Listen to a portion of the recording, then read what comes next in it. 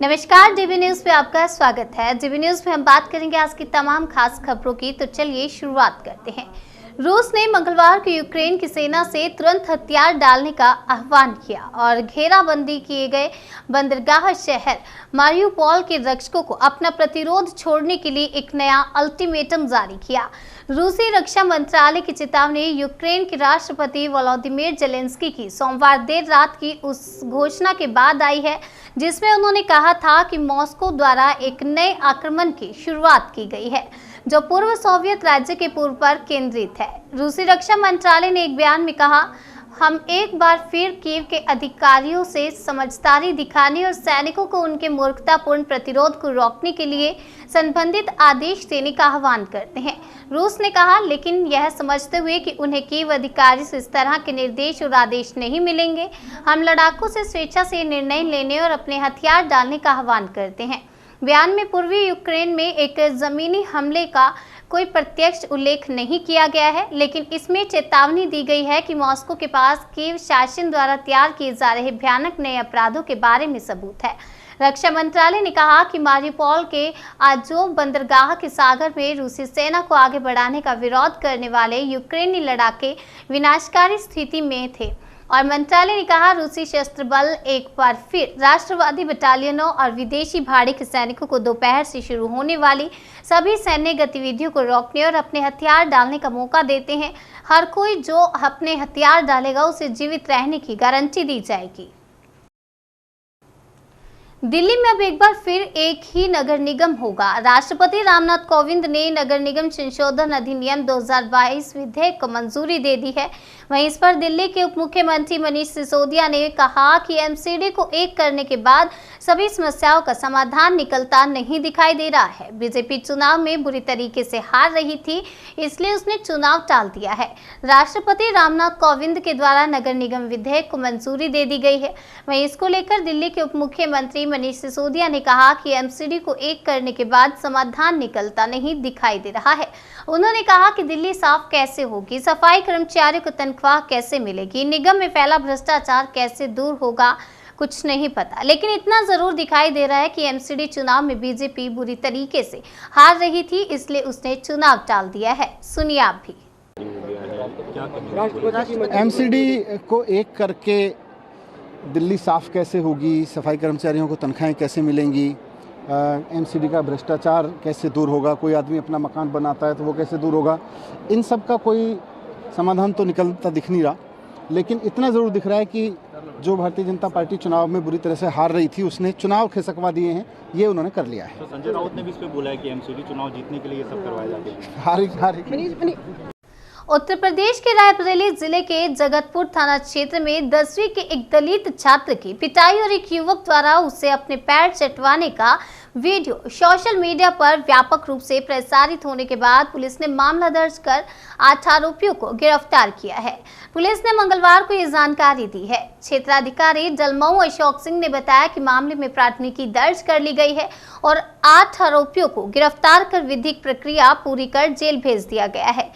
Police के अनुसार मामले में अनुसूचित जाति जनजाति अत्याचार निवारण अधिनियम के तहत मामला दर्ज किया गया है। आपको बता दें, पुलिस से मिली जानकारी के अनुसार रायबरेली जिले के जगतपुर थाना क्षेत्र के जगतपुर कस्बा निवासी एक दलित छात्र की पिटाई का वीडियो शुक्रवार को सोशल मीडिया पर काफी प्रसारित हुआ। जानकारी के अनुसार 10 अप्रैल को दलित किशोर का एक साथी उसके घर पहुंचा और उसे मोटरसाइकिल पर बिठाकर रामलीला मैदान ले गया। वहां से घूमने की बात कहकर उसने सलोन रोड की तरफ ले गया और जहां कई युवक उसे बाइक पर बिठाकर एक बाग में ले गए। बताते हैं कि बाग में छात्र की पहले पिटाई की गई, जिसका वीडियो भी सोशल मीडिया पर प्रसारित हुआ। इसके बाद काफी देर उसे बिठा कर रखा गया और फिर दलित छात्र से एक युवक ने अपने पैर चटवाए। इसका भी वीडियो सोशल मीडिया पर वायरल हो गया। वीडियो सोशल मीडिया पर अपलोड होने के बाद किशोर अपनी मां के साथ कोतवाली पहुंचा और शिकायत दर्ज कराई। अब 4 धाम यात्रा में सभी यात्रियों का वेरिफिकेशन होगा। उत्तराखंड के मुख्यमंत्री पुष्कर सिंह धामी ने मंगलवार को मीडिया से बात करते हुए जानकारी दी है। उन्होंने कहा कि क्षेत्र में आने वाले संदिग्धों पर पैनी नजर रखी जाएगी। इतना ही नहीं, मिल रही शिकायतों के आधार पर आपको बता दें, सरकार जल्दी इस क्षेत्र में बाहरी लोगों का और सत्यापन ड्राइव भी कराएगी। देखिए, हम लोगों ने तय किया है कि जो कानून है वो अपना काम हर क्षेत्र में अपने तरीके से होगा, तो उस पर कानून अपनी पूरी कार्रवाई करेगा, उस पर किसी की कोई रुकावट नहीं होगी, कानून को पूरा रास्ता मिलेगा। और भ्रष्टाचार को लेकर हमने जो एक ऐप और एक नंबर जो लॉन्च किया है 1064, उसको हम पूरी तरीके से पूरे प्रदेश के अंदर प्रभावी रूप से उसको काम करने के लिए और प्रभावी रूप से वो काम करे, उसके लिए हर उपक्रम कर रहे हैं और सभी विभागों को निर्देश दिए गए हैं कि कहीं पर भी किसी भी प्रकार की भ्रष्टाचार से संबंधित अगर बात आती है तो उस पर सख्त कार्रवाई होगी। सर, उन दिनों आपको बुलडोजर दाजू के तौर पे भी लोग काफी कह रहे हैं और अतिक्रमण पर जो कार्रवाई हो रही है उसे सराह रहे हैं, आप इसे कैसे देखते हैं? इसको लेकर क्या एक्शन दिया? देखिए, हमारा प्रदेश बहुत शांत प्रदेश है, धर्म और संस्कृति का केंद्र है, यहाँ पर अतिक्रमण के लिए कोई स्थान नहीं है, यहाँ पर सरकारी भूमि पर कब्जे के लिए कोई स्थान नहीं है, दंगा करने वाले, फसाद करने वाले या अनावश्यक रूप से धार्मिक उन्माद फैलाने वाले, उपद्रव करने वालों के लिए भी कोई स्थान नहीं है। हमने कहा है कि कल भी जो घटना हुई है उस पर ठीक प्रकार से जांच हो, सख्ती से जांच हो, जहां पर भी इस प्रकार की चीजें आएंगी वहां पर सख्ती से कानून अपना काम करेगा। साधु संतों की सर एक मांग बढ़ती जा रही है कि चारधाम क्षेत्रों से गैर हिंदुओं का प्रवेश वर्जित किया जाए, सरकार इसे कैसे देखती है और आपके संज्ञान में क्या बातें आई है? नहीं, हमारा प्रदेश शांत रहना चाहिए, हमारे प्रदेश की धर्म संस्कृति बची रहनी चाहिए, उसको लेकर सरकार अपने स्तर से भी इस पर ड्राइव चलाएगी और हम कोशिश करेंगे कि जिन लोगों के यहाँ पर ठीक प्रकार से वेरिफिकेशन नहीं है उनके भी वेरिफिकेशन हो, कोई इस प्रकार के व्यक्ति उत्तराखंड के अंदर ना आए जिनके कारण से यहाँ पर स्थिति खराब हो। सर, बिजली कटौती भी समष्टि के लोग हैं, वहाँ 2-3 घंटे बिजली कट रही है जिससे प्रोडक्शन हो नहीं पा रहा था। उसके लिए कल मेरे सामने बात आई है, उसको लेकर हम कोशिश कर रहे हैं कि बिजली का जो संकट है उसको कैसे सामान्य किया जाए और अगर हमें अधिक बिजली खरीदने की आवश्यकता पड़ेगी तो हम उसके लिए भी काम करेंगे। लास्ट सर, उपचुनाव को लेकर चुनाव को कहा जा रहा है, चंपावत फाइनल हो गया है, अब आप भी बता दीजिए कहाँ फाइनल? आप सब लोगों के बीच में बहुत सारे हमारे जो विधायक भाई हैं, उन्होंने सभी ने अपनी अपनी तरफ से अपनी शुभकामनाएं दी हैं, अपनी शुभेच्छा प्रकट की है और सारी की सारी चीज़ें पार्टी हाईकमान के सामने रख दी गई हैं। जल्दी इस पर अगले मैं समझता हूँ 2-3 दिनों के अंदर सारी स्थिति स्पष्ट होगी। दिल्ली के जहांगीरपुर इलाके में हुई हिंसा मामले में पीएफआई के हाथ होने पर पूछे गए सवाल पर दिल्ली पुलिस के विशेष पुलिस आयुक्त दीपेंद्र पाठक ने जवाब दिया है कि मामले में चल रही जांच की जानकारी को इस वक्त बताना ठीक नहीं है। क्राइम ब्रांच इसकी जांच कर रही है, अभी मामले की शुरुआती जांच चल रही है। उन्होंने आगे कहा कि शांतिपूर्ण है स्थिति और हमने यहाँ पुलिस बल की काफी मात्रा में तैनाती कर रखी है। हमने हर तरह की शरारती गतिविधि पर भी नजर बनाए रखी है और जो लोग हथियारों के साथ दिखे थे वे सब गिरफ्तार हुए हैं। उन्होंने आगे कहा कि अगर दिल्ली पुलिस ने अनुमति नहीं दी तो वे उन लोगों के साथ क्यों मौजूद थे जो विरोध कर रहे थे या धार्मिक जुलूस निकाल रहे थे। देखिए, ये इन्वेस्टिगेशन का विषय है, ये तो आगे इन्वेस्टिगेशन में चीजें सामने आएंगी, तभी उस पर कोई कमेंट या वो डिटेल बतलाया जा सकता है। अभी इन्वेस्टिगेशन बहुत इनिशियल स्टेजेस में है। आप सब जानते हैं कि एक बहुत बड़ी संख्या में लोगों को गिरफ्तार भी किया गया है और कुछ जुवेनाइल हैं जिन्हें हमने अप्रीहेंड किया है। तो इन्वेस्टिगेशन एक रोबस्ट तरीके से ठीक डायरेक्शन में और पुलिस का जो यहाँ एडिक्वेट प्रेजेंस है उसके थ्रू हम यहाँ पर peace and tranquillity. One question that since there was no permission, Mr. Pathak, since there was no permission, why police officers were, accompanying these group of protesters? Because that is what the opposition parties have been also asking. That if Delhi police did not give permission, why they were they were present along with the people who were protesting or carrying out the procession. You see, police has a very focused role of maintaining law and order. If any situation erupts, if any kind of congregation is there and if the situation is sensitive, then we have to see to it that situation doesn't worsen, and that is the reason adequate policemen were there to cover, and the Delhi police were successful in containing the situation in minimum possible time with almost no injury to the citizen. Sir, अब तक की investigation में क्या है? देखिए, ये सब investigation का विषय है, लेकिन हाँ जो बात आप कह रहे हैं कि जहाँ कहीं भी पिस्टल या तलवार दिखने की बात आई है, सारे लोग अरेस्ट हुए हैं, सभी लोग अरेस्ट हुए हैं। वेपन ऑफ ऑफेंसेस जो हैं वो रिकवर हुआ है, इन्वेस्टिगेशन चल रहा है। दैट हम लोगों ने शेयर भी किया। ये देखिए, वो इन्वेस्टिगेशन में आ जाएगा। ये दूध का दूध पानी का पानी होगा और बहुत डिटेल में इसकी जांच होगी। सामने आ रहा है, एक सीसीटीवी ये देखा जा रहा है कि उसको देखिए, उसकी जांच हो जाएगी। वैसे ये जो इलाका है, जिस तरह बहुत ही हाईली डेंस पॉपुलेशन है, रात में दिन में हर समय में लोग बाहर निकलते हैं और बहुत छोटी छोटी बातों पर भी आपस में पड़ोस में क्वेरल होता है, जिसका कि बहुत सारी कॉल्स आती हैं और उसको पुलिस हम लोग पेशेवर तरीके से उसको हैंडल करते हैं। अब ये जांच का विषय है, इसको ऐसा ऐसा बता रहे हैं कि अंसार को कॉल आई थी। Let us not go on figment of imagination. और आप सबों से भी मेरी विनती होगी कि किसी तरह के जो छोटे मोटे और बहुत तरह की जो अफवाहें हैं, इस पर न जाएं। बहरहाल हमारे पास जो किसी भी तरह का कोई information, either in the form of information या डिजिटल फॉर्म में या प्रिंट फॉर्म में आ रहा है, उसको हम रिकॉर्ड पर लेकर उसकी हम बखूबी डिटेल में जांच कर रहे हैं। नहीं, जिससे भी संपर्क करने की जरूरत होगी उससे संपर्क करेंगे, क्यों नहीं करेंगे।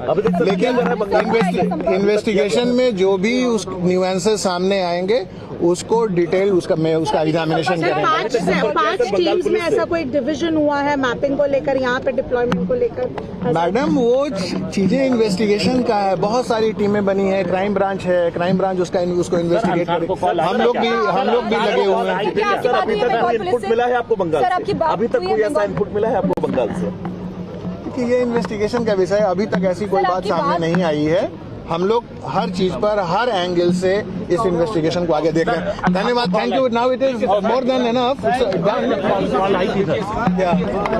नहीं, अभी हम लोग के नॉलेज में नहीं है ये, अभी इन्वेस्टिगेशन